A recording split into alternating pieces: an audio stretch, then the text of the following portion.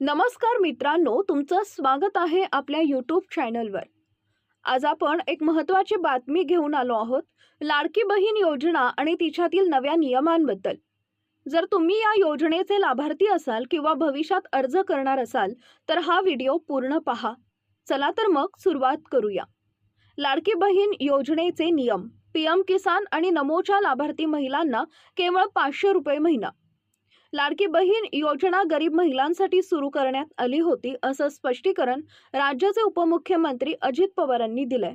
या योजनेचे सामाजिक परीक्षण करून इतर विविध योजनांचा लाभ घेणाऱ्या महिलांना या योजनेतून वगळण्यात येणार आहे। सरकारचा मोठा निर्णय। मुख्यमंत्री लाडकी बहीण योजनेच्या जोरावर विधानसभा निवडणुकीत मतांचा जोगवा पदरात पाडून घेतल्यानंतर आता महायुती सरकारनं योजनेत अटी शर्तींचा खोडा घालायला सुरुवात केली आहे। मुख्यमंत्री लाडकी बहीण योजनेत महत्त्वाच्या सुधारणा करण्याचा निर्णय महायुती सरकारनं घेतलाय। या योजनेचं सर्वेक्षण करून इतर विविध योजनांचा लाभ घेणाऱ्या महिलांना या योजनेतून वगळण्यात येणार आहे।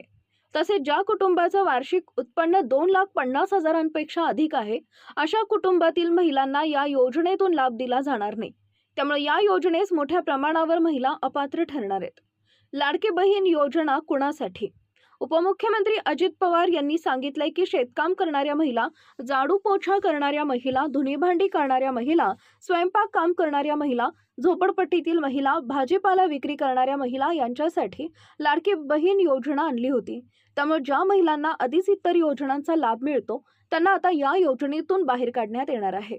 पीएम किसान आणि नमो शेतकरी सन्मान निधीचा प्रभाव। पीएम किसान आणि नमो शेतकरी सन्मान निधी योजना तसेच लाडकी बहीण योजनेचा लाभ घेणाऱ्या 6,50,000 महिलांना लाडकी बहीण योजनेतून यापुढे केवळ 500 रुपये प्रति महिन्याला दिले जातील असा निर्णय मंत्रिमंडळ बैठकीत राज्य सरकारनं घेतलाय।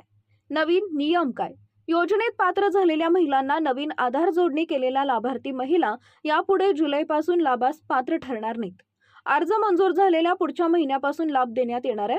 लाभार्थी कुटुंबाचं वार्षिक उत्पन्न 2,50,000पेक्षा जास्त असेल तर लाभ देण्यात येणार नाही। आयकर विभागाकडून आयकर भरणाऱ्या महिलांची माहिती घेण्यात येणार आहे। इतर मार्गांनीही उत्पन्नाची पडताळणी केली जाणार आहे। लाभार्थी महिलांची फेर तपासणी जिल्हा पातळीवर केली जाणार आहे। सरकारच्या निर्णयाचे परिणाम। 2024च्या जुलै महिन्यापासून राज्यात लाडकी बहीण योजना राबवण्यात आली। यामध्ये आतापर्यंत 25,250 कोटी रुपयांचं वाटप महिलांच्या खात्यावर करण्यात आलंय।